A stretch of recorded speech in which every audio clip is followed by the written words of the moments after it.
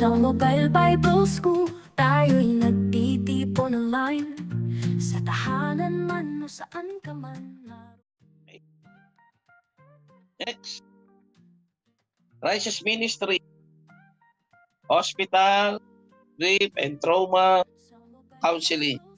Atin po itong tingnan kung ano po ba ang pwede nating maalaala o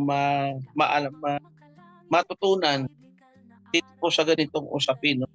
So ito po yung panahon na yung membro o yung sabihin nating kakilala, no, ay dumarating doon sa pagdadalamhati, yung mga traumang dinaanan, lalo na nung kung karoon ng pandemic, no, diba?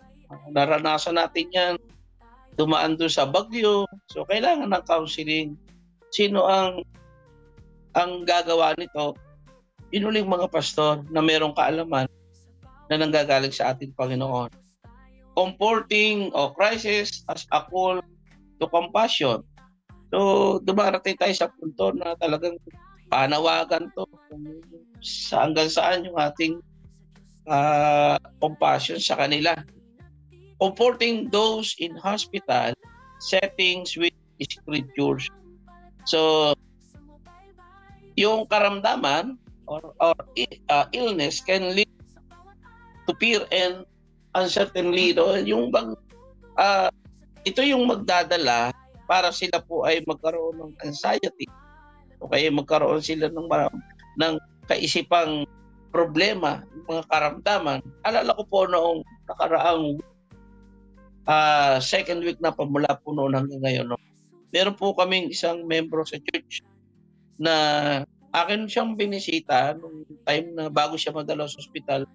Okay pa naman yung kanyang itsura. Pray namin, nag-pray ko at sinabi ko sa kanya yung mga bagay-bagay na kanyang ikakalakas dahil 2 Sunday na siyang dumating. At dumating yung panahon na siya po ay nadoon na sa ospital. At nung nadoon po sa ospital ay nandoon yung kanyang buhay na makikita mo't bakas yung takot, yung problema, yung kanyang tinatawag nating trauma kasi may history doon sa kanilang pamilya. So, dito po ay pinaalala ko sa kanya na sa kadiliman, sa time ng kadiliman, ay may Diyos na handang umalalay, handang umalinga. Kaya kinausap ko po siya, sabi ko sa kanya, Nanay, siguro ito na yung time para ikaw ay magpatawad. Huwag mong alalahanin kung ano yung sasabihin ng doktor sa'yo na karamdaman. Magpatawad ka, humingi ka ng tawad, mag-pray ka kay Lord. Lahat na gawin mo na. Kasi na-discern ko na po yung kanyang kalagayan. Lord, sorry kasi ito yung aking nadidissolve sa nanay na ito. So nilit ko po siya sa prayer. Sinabi ko, Nanay, ito gawin natin. Pray tayo, yung ka ng tawad kay Lord. Kuwari may mga nakatalit mo, ano man, nakasakit sa'yo. Daling salita, nag-pray kami. At lumipas po yung 3 araw, siya po ay kinuha ng ating Panginoon. Kasi nagpahinga na siya. So, mahalaga yung ating pagkakausil na sa gitna ng critical na buhay niya, makita niyang may Diyos na nagmamahal. At ma-remind sa kanila na may Diyos na handang magbigay ng pagpapatawad o magbigay ng pag-asa. So, in times of suffering, yung tao o people do not seek explanation but our present. So, mahalaga yung pagpunta doon sa loob ng ospital. Kaya, agad-agad pumunta po. Importante ito na yung ating presensya ay naroon. So, ang pastor ay magdadala ng comfort through scripture. At yung kanyang presensya, kagaya po nung last Sunday, meron kaming isang nanay uli na hindi nakatay dahil hindi po makalakad. At talagang na siya, yung nakahiga na lang lagi, hindi na kaya laging maglakad. Siya po ay hindi ako nagkakamali, ay 79 years old. Pero very ano po siya, masigasig sa gawain. Kada Sunday, hindi siya nagpapaulit.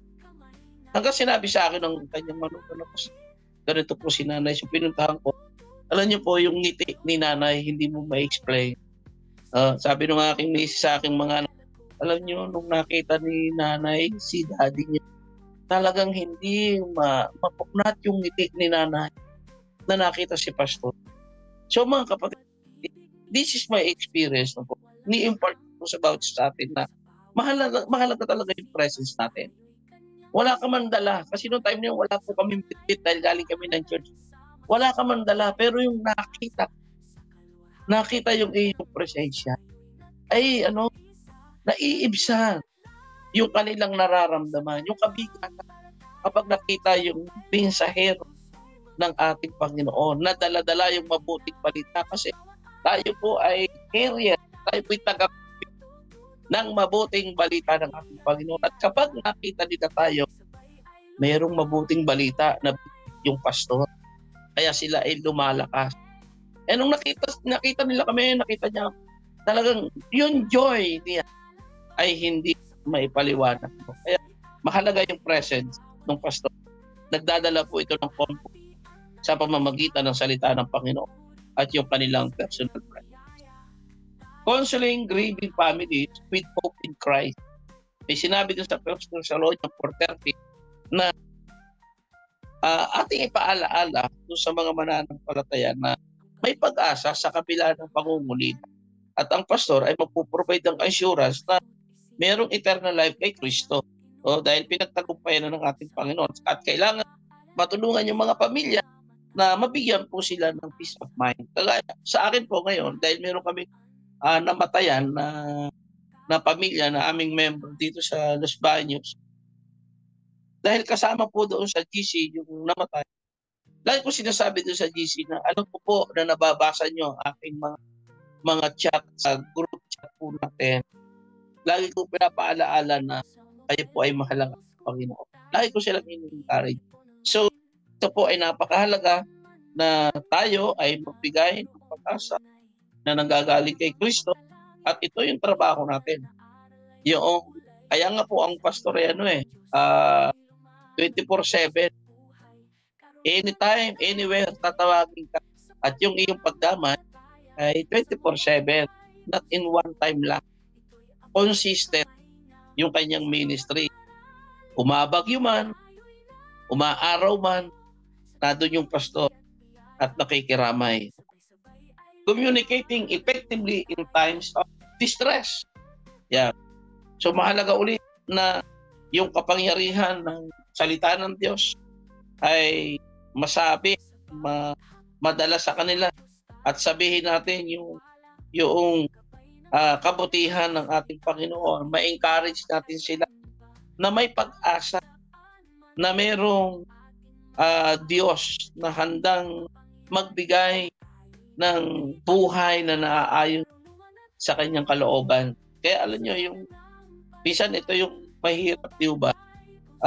Minsan tayo ay talagang very effective na nagka-counsel, pero deep inside, minsan yung pastor, siya rin yung problemado. Pero bakit kaya ito, naging rin sa akin, bakit kaya napaka-effective pa rin ng pastor mag-counsel?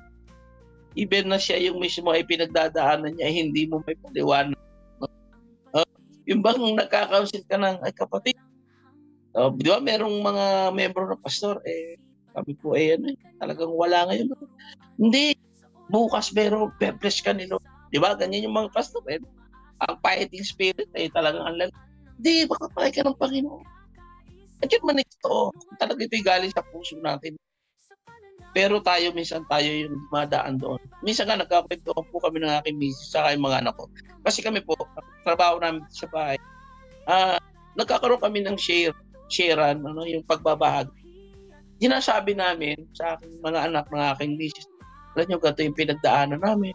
Si daddy nyo, nagpapastor, ang aming allowance na 30 pesos in one.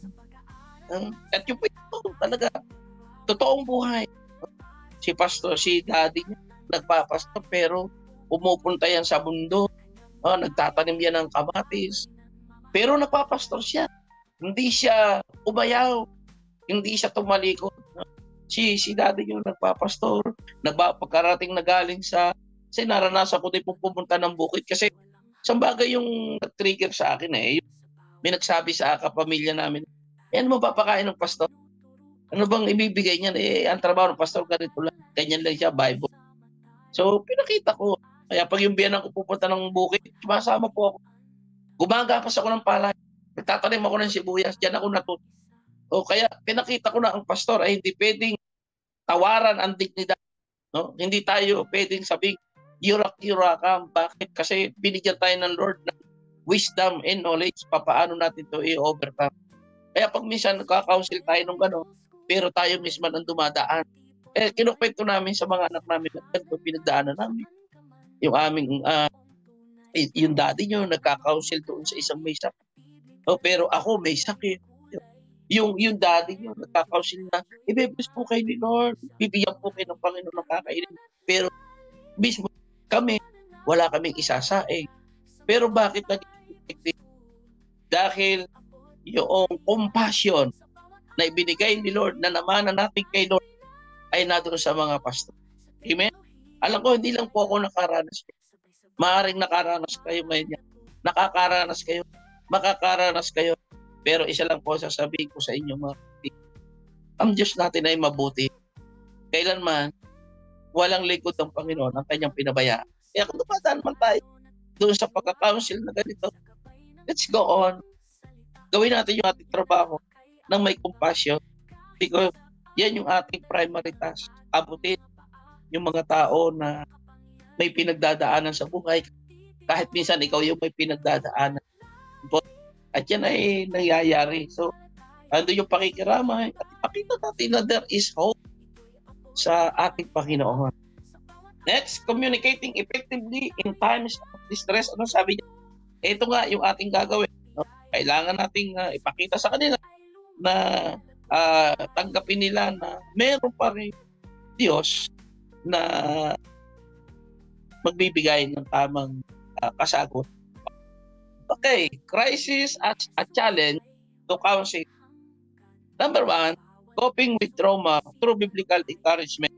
So, siguro natin na yung mga mananampalataya ay hindi sila makiwalay sa kanilang pagmamahal sa Panginoon sa kabila na dumadaan sila doon sa mga pinagdadaanan na mabigat sa kanilang buhay. May pakita na natin na walang pwedeng makapaghiwalay. Sabi ng Romans 8:39. Ito po ay verses ng love of Christ na aming pinanggalingan. Nothing can separate us from the love of Christ. Yun po yung aming motto doon. No? So dito, sisiguro din natin na sila'y hindi mawawala sa pagmamahal nila sa Panginoon. At ang pastor ay tutulong para yung survivor ng trauma ay magkaroon sila ng comfort na nagkagaling sa palang hanggang pagmamahal at sa presensya ng ating Panginoon. So mahalaga ito, yung biblical encouragement. Pwede natin silang basahan o bigyan ng mga characteristic o yung mga karakter sa Bible kung paano dumaan. Example dyan, pwedeng gamitin yan. Si Job, si King David, sila Apostol Pablo. At doon sila po ay ma-encourage. Next, confronting emotional pain with spiritual support. So, marami nakaka-experience ng trauma na pakaramdam nila, iniwan na sila ni Lord. Yan, gaya ni Job, na iniwan na sila ng kaibigan nila. Pero, ang pastor must provide patient support and remind them of God's faithfulness. I-encourage talaga natin, ika-counsel natin sila na the true meaning ng pinagdadaanan nila ay may Diyos. Si Jesus yung kayang umabot sa kanilang pinagdadaanan sa buhay. Na doon yung ating walang sawang pagsuporta sa kanila na lagi nating ipapaalalang may Diyos. May Panginoon na nagmamahal. Kaya ang role natin, mga pastor, ay talaga,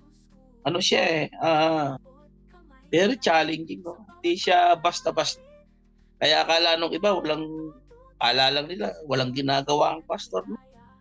Kahit nga po even in our personal prayer, no? Nananalangin pa rin tayo sa kanila kahit tayo nasa sasakyan, kahit tayo nakaupo sa isang tabi, kahit po tayo minsan nagmumuni-muni, no? Nato sa ating isipan, pinagpipray natin yung ating mga membro, ating mga mahal sa buhay. The pastor's life is isa siyang hindi matatawaran na paglilingkod. Bakit po?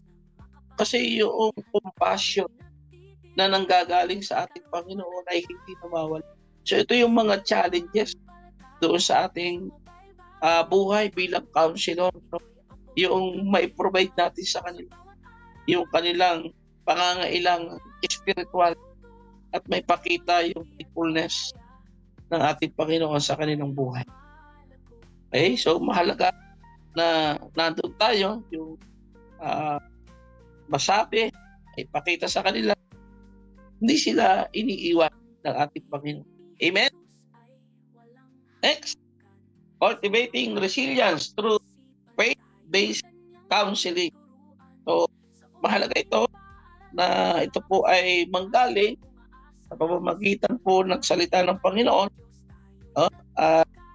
May encourage natin ang bawat individual na sila po ay magtiwala sa Panginoon at ma-restore yung kanilang pag-asa. So, ito ay napakahalaga kasi importante sa isang mga tagapanguna. No? Yung challenges ay nakakaharap natin pero still, doon pa rin po tayo na pinapakita natin na mahalaga ang maintindihan ng tao na ang salita ng Panginoon ay kayang magbago ng buhay, may pag-asa sila sa kanilang mga pinagdadaanan sa buhay. Even doon sa kapwa natin pastor, siya nagka-counsel tayo dyan. Kapwa natin pastor, meron din pala siyang pinagdadaanan. Ito, nakakapagbahagi tayo sa kanila, nagiging part tayo ng kanilang kalakasan. At huwag tayong mahiya, kahit tayo mga pastor. Kung dumadaan tayo dito na sitwasyon, andyan yung mga kapatid nating mga pastor na pwedeng tumulong, pwede pong mag-care sa atin in times of distress, in times of yung wala ka ng, alam mo, wala ka ng, pwede makatulong. Next, crisis as a commitment to care. So, sabi dito, creating a grief support system in the church. So, encourage ang mga mananampalataya na ma-establish ng bawat individual yung ministry na mag-provide ng support doon sa kabuuan, sa loob ng simbahan. So, gagawa tayo ng tinatawag na strategy kung paano natin may establish yung ministry ng pagsuporta dito sa loob ng simbahan kasi marami pong simbahan na hindi naman lahat ay nakakaluwag sa buhay. So kailangan natin dito yung commitment to care. So, mahalaga, paisip tuloy ako, siguro sabi ko magkaroon kaya ng church na yung ministry na magpo-provide para doon sa pangangailangan ng mga individual. May gamitin ng Panginoon na may kakayahan na ito tumulong talaga sa loob ng simbahan. So let us encourage yung mga believer na makisimpatya yung care niya sa kanyang kapwa mananampalataya. Kasi sa akin pagkakaunaw, ang simbahan ay hindi kakayahin lang talaga ng pastor yung pagkikare sa church. Kailangan ng kasama. Ang simbahan ay hindi lang po simba uwi. Kailangan talagang nagkaroon ng mentoring na naturuan how to care the individual o yung sa kanyang kapatid doon sa loob ng church. Lalo na yung mga pinagdadaanan. Hindi lang siya simba, uuwi. Meron siyang gagawin. At ito ay sa pamamagitan ng mga mananampalataya na i-encourage ang bawat isa, maturuan na sila po ay mag-provide ng support financially, spiritually, emotionally, ay magkakasamang magtutulong-tulong. Coordinating with community resources for holistic healing. So, ito, maganda ito. Ano po? So, napakahalaga na yung pastor ay makipag-collaborate o makisama siya doon sa mga Kristiyano na mga counselor.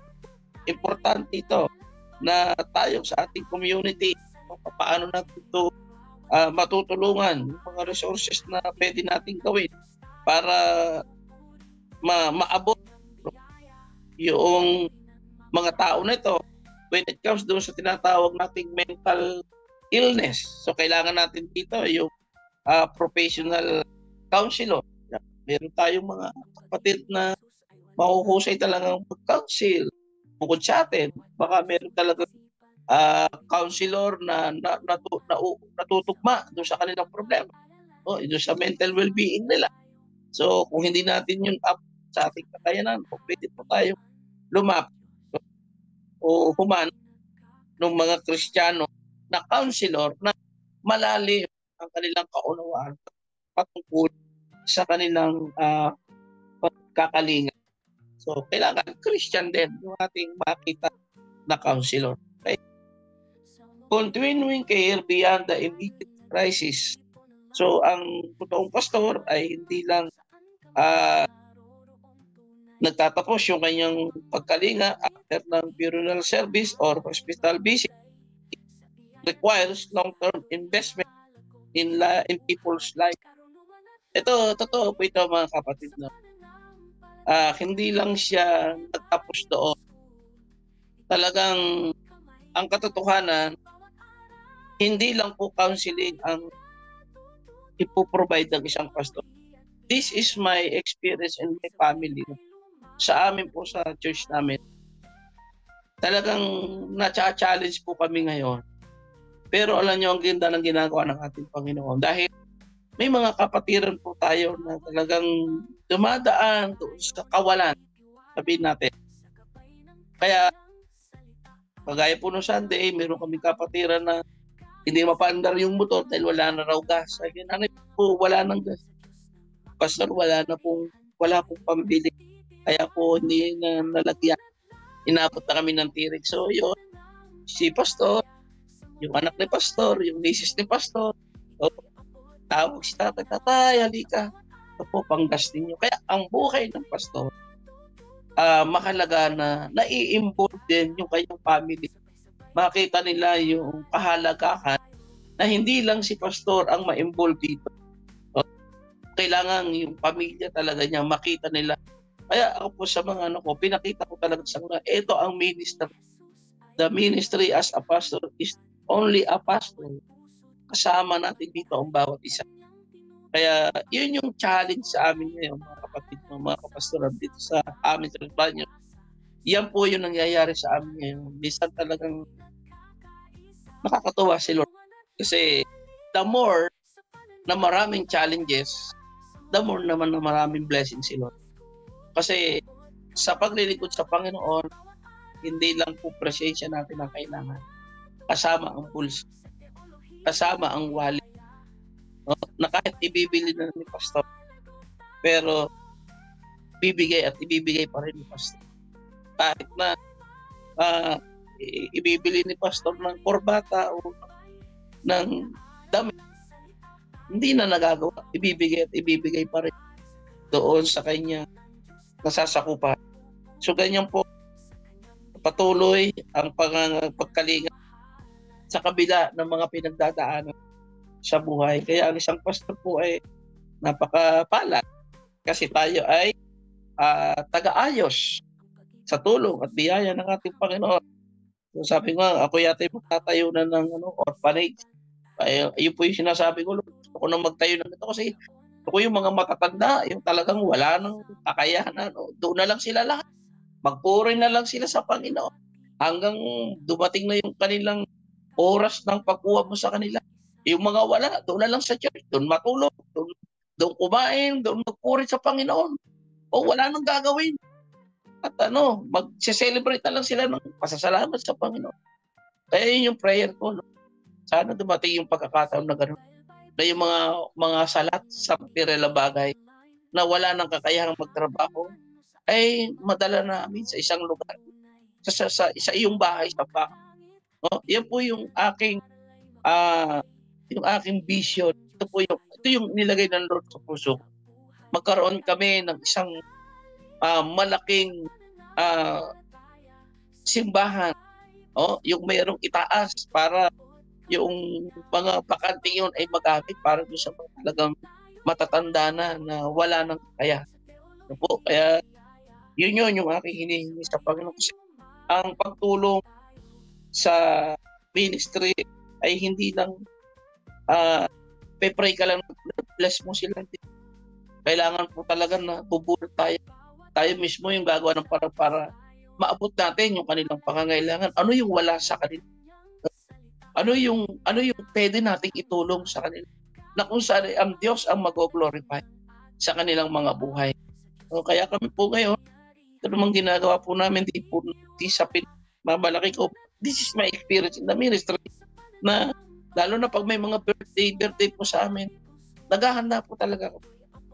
Gumagastos kami, ipipera sa pamilya namin. Ginagastos talaga namin para lang may pakitang mapasaya sila, na masabi talaga nila na hindi ako nagkamali ng pinuntahang church, hindi ako nagkamali ng aking nakilalang pastor. Kasi tayo bilang mga manggagawa ng Panginoon, yung weakness, yung kababanan, yung kahabagan para sa kawalan ng tao ay naroroon. Bakit? Kasi ito yung isang larawan ni Kristo na in-impart niya sa atin. Ito yung inilagay ng Diyos sa puso natin. To care. Yung consistent na pagpapatuloy na pagkalinga sa kanila. Na ako sabi ko, ano ba naman mapapala ako, pero wala man akong mapapala sa kanila. Pero bakit natin ginagawa? Dahil yan sa pagmamahal ng Panginoon na in-impart niya sa atin.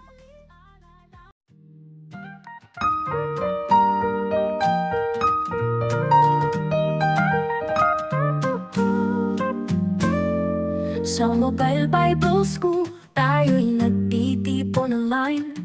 Sa tahanan man o saan ka man, naroroong tunay kaalamang makalangit.